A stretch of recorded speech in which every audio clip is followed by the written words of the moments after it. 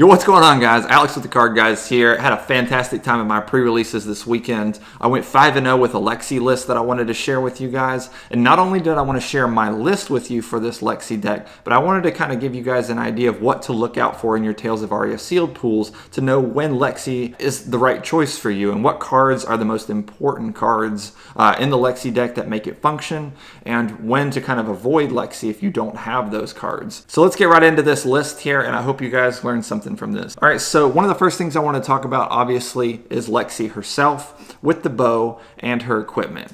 I don't think the Majestic bow is honestly going to be the right choice every time if you pull the bow.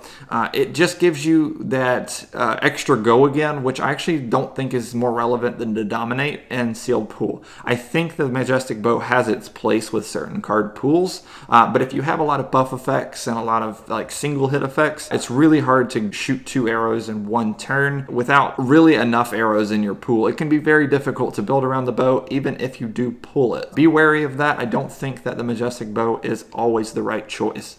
Now, Lexi's ability allows you to flip up an elemental card. In this case, it's either an ice card or a lightning card. The lightning is going to give your next attack action go again, and the ice card is going to create a frostbite token on your opponent's side of the board. Very, very relevant. I think the ice effect is way more powerful than the electric effect, and so anytime that I'm building a pool, I want to make sure to look at all my ice cards and my ice arrows and see if I can build that first, because the disruption effect from that is way, way more relevant than the go again effect, in my personal opinion. Now, the equipment, the two pieces of equipment that I want you guys to look for: first, the Honing Hood and the Coat of Frost. The Honing Hood itself allows you to put all the arsenal cards back in your hand and then put a card face down from your hand into your arsenal. This allows you to fix a bad hand or utilize one of the effects of Lexi even better. So you could flip up a card, flip up an ice card, give them a frostbite token, put it back in your hand, put an arrow in, shoot the arrow, give it go again with something, and then shoot another arrow. Or, for instance, in one of my other pre-releases, I pulled the Pulse of Volthaven. Pulse of Volthaven is an ice lightning card, so I was able to flip the Pulse of Volthaven up and give a frostbite token to my opponent, and also gain the go again since it's an ice and lightning card. Use the Honing Hood to put it back into my hand and recycle it again for next turn to do it again. Because one of the things that in this deck, you always want to try to have an ice card in your arsenal to start with, unless it's an ice attack action. Ice attack actions are much less good because you want to save that slot for the actual arrow itself. That brings me to the Coat of Frost. Coat of Frost is another frostbite token generator. And the reason I like Coat of Frost so much is because when I was going first in any of my matches during the weekend, the first turn of the game, your opponent's going to have a full hand. That is the most devastating turn that they can have with a guaranteed full hand. On the first turn of the game, I was using Coat of Frost to make a frostbite token on their side of the board to ensure that their first turn was slightly hindered in any way that I could. And also going first with Lexi is great just because you can dominate your arrows so they can't block it out any more than they would normally be able to block out on any other given turn. So Coat of Frost, very, very good. I played Cracker Jacks and Runaways because I got lucky enough to have both of the other pieces of equipment. Cracker Jacks for the extra +1. It's a guaranteed damage on top of your dominate, so it's always pretty good. And then Runaways, I was using this, like if I was dealt arcane damage, I could pop it and break the next damage and just save a damage so that I didn't have to block out and then attack them back big the next turn. That little extra damage blocking with Runaways can be super relevant. The first thing you look for in your sealed pool to determine whether Lexi is going to be good or not: do you have enough arrows? That's the simplest question you can ask yourself. I think I played something like 14 arrows in this build because I got lucky enough to have that many arrows. I think in between 10 and 15, somewhere in that range, I think is probably about right, depending on the other portion of your deck. Ice being the most powerful, so look for flake outs and blizzard bolts. Any of the red arrows, obviously, you instantly just put in your deck because those are all fantastic cards. Dominating on extra power. The hit effects, then you can start to narrow it back down. Once you've put in all the red ones and you found out all the arrows, then you kind of pull back and narrow it down to the best arrows, which blizzard bolt and flake out out are definitely up there. Frazzle, I played 3 of those just because I had 3 red arrows that were Frazzle. They weren't the best card in the deck, but they are a 5 attack that does an extra damage if it hits, which it almost always will with the Dominate. And then Chilling Ice Vein. Chilling Ice Vein is fantastic because it almost always gets a card out of their hand. When it hits, they either pay 1 or discard a card, and that is absolutely busted. So almost always getting a card out of their hand with Chilling Ice Vein, and then Flake Outs and Blizzard Bolts. The Blizzard Bolt is the one that's going to give Frostbite tokens, and Flake Out just gains natural Dominate when you fuse it, so that you can use the arrows effect on your Shiver, so that you're just attacking for a little extra damage. The generic arrow cards that you should be looking for: Overflex. Put as many of those in your deck as you pull. That's just simple. That is just the best card in this deck. It gives a huge buff. It gives a 4 buff for red. It also reloads if you don't have an arrow in your arsenal already, so you can do some like flip up a lightning card, like a lightning surge or something. Give the next thing go again. Play out the lightning surge for free. Play out the Overflex to reload a card, to shoot that arrow, to use your Shiver to shoot another arrow. It can be really, really busted. Bolt and Shot is the generic arrow. That card is absolutely fantastic.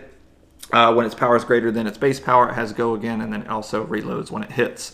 So it's just fantastic. It allows you to go again into a second arrow, and it also costs 0. I played 1 Seek and Destroy just because that's what I pulled, and that was one of the first cards that I decided to build my deck around. I knew I had a bunch of arrows. The Seek and Destroy is absolutely fantastic. It's a free 3 buff, and it gets rid of their arsenal at the end of their turn, so that they can't do something with their arsenal, which is where a lot of people are super devastating on the backswing, is they hold their 5-card hand and then hit you back for a lot of damage with like Briar or something. But if you're giving them Frostbites and disrupting their play every turn, they don't have time to do that, and you're sitting there shooting them with 8-10 power dominated arrows, and they only have a couple turns to live. So this deck can be very, very devastating against Briar if they don't have the resources to handle the Frostbite tokens, or obviously the effects that we have, like Seek and Destroy. The other part of the pool that you need to look at, other than the arrows, is your elementals, obviously. Like I've stated, I think Ice is the best elemental, and look at all of your ice pool as soon as you're deciding to build this, regardless of whether your arrows have the fuse ability or not. I don't think fuse is extremely relevant because we already have dominate with the bow, but the thing that you want to have in your arsenal at the beginning of every turn, if you can, is an ice card. You flip it up with Lexi, give them a frostbite token, proceed with their turn, and then they have to deal with a frostbite token, at least one of them at minimum every turn, and it's extremely devastating for them. Things like Icequake, which is a rare. I got lucky enough to pull 2 of those. Icequake, I think, is probably the best thing that you can put in this deck. You can flip it face up, give them a frostbite token, play it out. It gives a buff and allows your arrow to create another frostbite token. Absolutely absurd and devastating for your opponent. Polar Blast gets a card out of their hand unless they want to give your arrow dominate. If they give your arrow dominate, you just give it the buff with the Shiver. Go on with your business and do all of your fun attacks. Also, Polar Blast is fantastic because it's another non-attack action you can play from the arsenal that has a relevant effect. So not only are you getting that card out of their hand or a potential dominate on your arrow, it allows you to draw a card when it's played from your arsenal, which is where you want it anyway. So you flip it face up, give them a frostbite token, play it out, make them do the effect, draw a card, and then proceed with your turn. It's an absolutely incredible play. Polar Blast is another must-have in the deck. Winter's Grasp is one of the only ice cards that blocks for 3. Play that card if you have it. Fantastic blocker, creates a frostbite token. It's not super relevant to play from arsenal. I generally don't want an attack action card in my arsenal because I want those relevant effects to happen when I flip it face up to give them a frostbite, and I want to be able to play it out immediately before I play my arrow. So I generally want the non-attack actions preferably. Amulet of Ice, just a filler. I don't think that Amulet of Ice is fantastic or anything like that. It just is another non-attack action that flips up, creates a frostbite. You can play it out for free and proceed with your turn, or fuse with it. The other element that I was playing, obviously, is Lightning, because it's the only other element you can play. The two best cards, in my opinion, for this are Electrify and Lightning Surge. Any of the Lightning cards that you flip face up in your arsenal give the next thing go again. So you play out like a Lightning Surge or something. So you flip it face up, give the next thing go again, play it out. It has double go again. Not super relevant. The Electrify, on the other hand, fantastic. Flip it face up, give the next thing go again, play it out, draw a card, and it's a guaranteed 3 damage on your dominated arrow. Fantastic. Any of those things, it's just like Icequake. Any of that like buff, non-attack action, does something from arsenal kind of play, those are the cards you want in this deck. Heaven's Claws is another good one, just for the fact that it itself does not have go again. So when you put it in arsenal, it's not so bad. Any of the lightning attack actions that you put in arsenal are not nearly as bad, because when you flip them up, they give themselves go again essentially. So go again, play it out. It'll have go again, and then you'll be able to attack for a little extra damage that turn on top of your dominated arrow. So those are most of the cards that you should be looking for when building this pool. I think that there is probably a ratio that you should try to stick to, but this one's not nearly as complicated because you're not fusing nearly as much. The fuse is good, yes, that's why we're playing these cards as well, but Lexi's effect is the most relevant thing in the deck. So being able to flip them up, give out Frostbite tokens, MVP of this strategy, that's what you should be trying to do. I hope you guys enjoyed this. This is just a brief overview of Lexi and how I handled the weekend to go 5-0 and beat all the Briars.